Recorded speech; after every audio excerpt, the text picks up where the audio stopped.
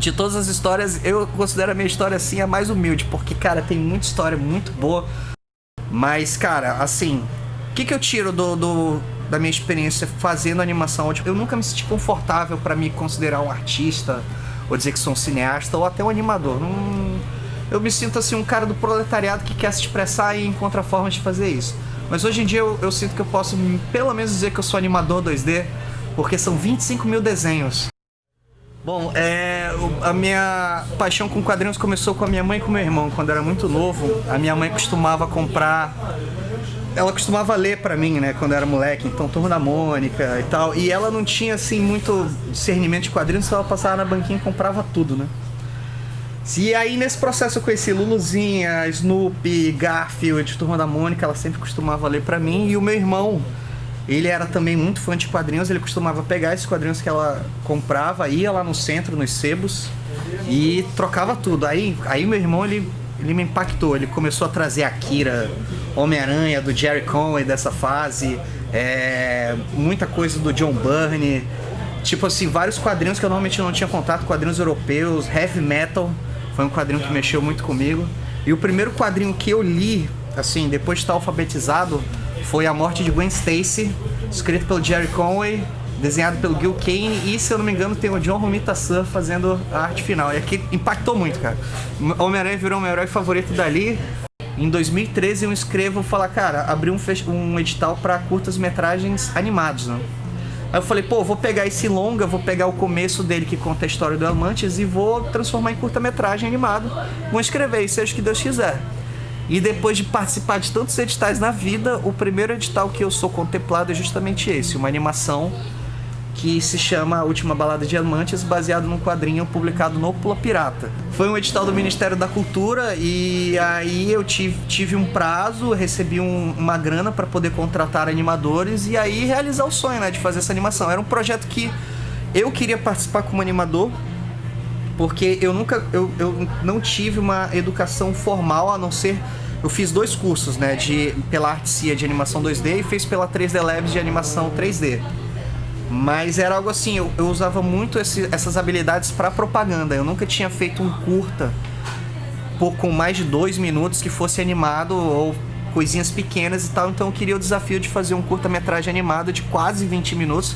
El Mantis tem 17 minutos.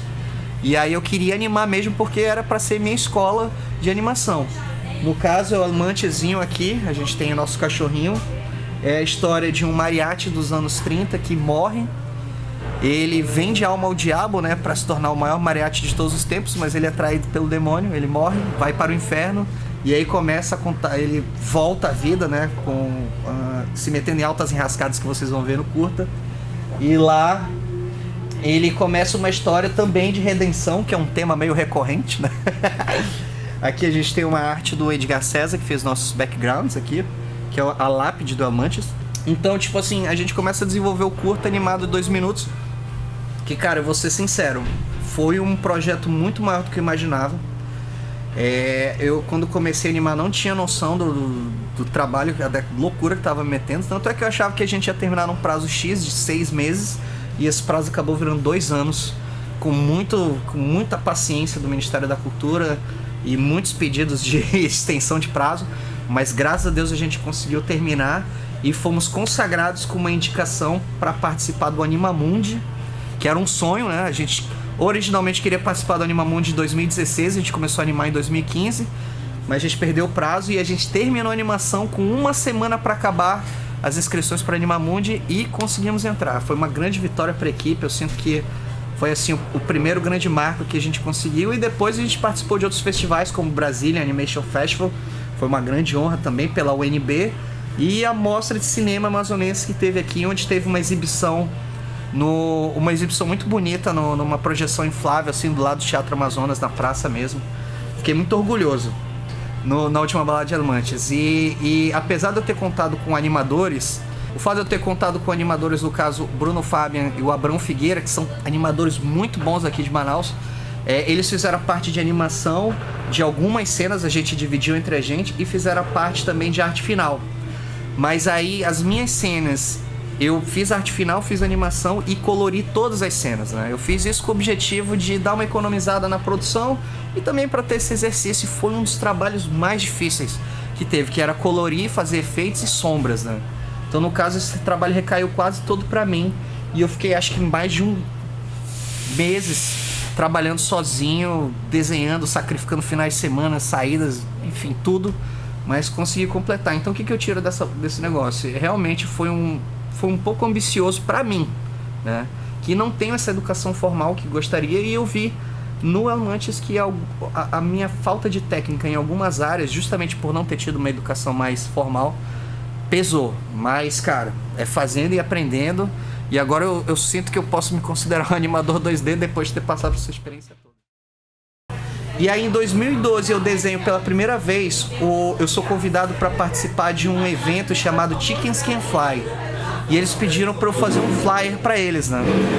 Só que, tipo, claro, eu atrasei o prazo, não fiz o flyer que eles queriam, porque, tipo assim, na minha bateu uma doida, eu falei, ao invés de eu fazer um flyer, eu vou fazer um quadrinho com galos, contando uma história de redenção e superação, e vai ter o Chickens Can Fly no meio. Aí isso viria a se chamar o Rinha de Galo, Cockfight ou Briga de Galo. E eu começo a desenhar pra fazer uma tiração de onda, assim, com filmes de luta, filmes tipo rock. E aí em 2012 para 2013 estoura, né, o UFC, o UFC já era famoso, mas ele fica mais popular ainda.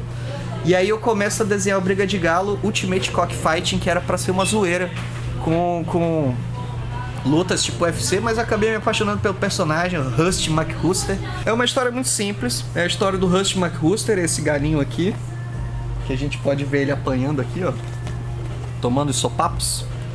É basicamente rock com penas. Tanto é rock com penas que o dublador do curta que vai se tornar o Briga de Galo é o Luiz Ferrer Mota, que faz a voz do Rock, do Stallone, em vários filmes dele, Rambo. Não foi coincidência isso. E o Briga de Galo, como eu falei, ele originalmente foi publicado em 2012 e depois eu continuei a história em 2013. Assim, a maior parte da minha experiência com quadrinhos é publicando na net, é publicando meu material na net. Então eu sempre tive vontade de ter material publicado, mas nunca teve interesse de editora, e também eu nunca tinha grana para fazer a autopublicação, e quando eu tinha uma graninha que eu economizava, eu acabava fazendo algum curta, né?